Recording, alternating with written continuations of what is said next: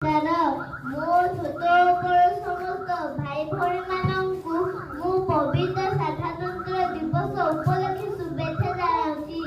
ଆଜି ଏହି ପବିତ୍ର ସାଧାରଣତନ୍ତ୍ର ଦିବସରେ ମୋତେ କିଛି କହିବାକୁ ସୁଯୋଗ ମିଳିଥିବାରୁ ମୁଁ ନିଜକୁ ଧନ୍ୟ ମନେ କରୁଛି। ଆଜି 26 ଜାନୁଆରୀ 2025 ମସିହା ଆମ ଦେଶର 76ତମ ସାଧାରଣତନ୍ତ୍ର ଦିବସ। ପ୍ରତିବର୍ଷ ଜାନୁଆରୀ ମାସ 26 ତାରିଖକୁ ସାଧାରଣତନ୍ତ୍ର ଦିବସ ରୂପେ ପାଳନ କରାଯାଏ।